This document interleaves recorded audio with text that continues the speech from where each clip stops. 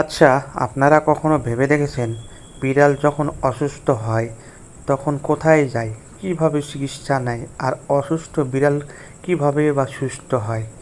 যারা বাসা বাড়িতে বিড়াল লালন পালন করে, পোষ করে, তাদের জন্য আলাদা ট্রিটমেন্ট, তাদের জন্য চিকিৎসা ব্যবস্থা, সুব্যবস্থা সবই আছে। আসসালামু আলাইকুম।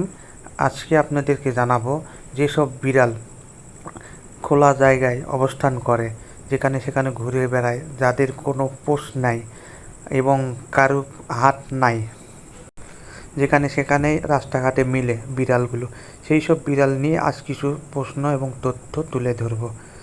সম্প্রতি, এটা আমার কথা না, এক বিজ্ঞানী গবেষণা করে দেখেছে যে এই বিড়ালগুলো, তাদের তো দেখাশোনার মতো কেউ নেই, তাহলে এরা অসুস্থ হলে কোথায় যায়?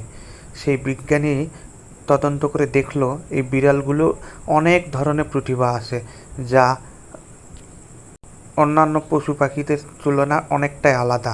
যেমনটা গরু ছাগল, এদের চিকিৎসার জন্য মানুষই বহন করে, কিন্তু এদের সাথে তুলনা করা যায় একমাত্র বেজি।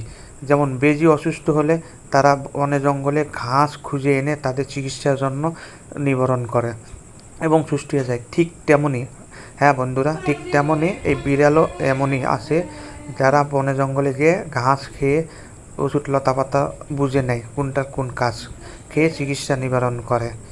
এটাই সত্য।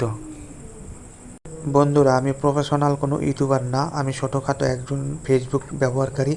যদি আমার কথার মাঝে কোনো ভুল ত্রুটি হয়ে থাকে, ক্ষমা দৃষ্টিতে দেখবেন। সবাই ভালো থাকবেন, সুস্থ থাকবেন। ধন্যবাদ।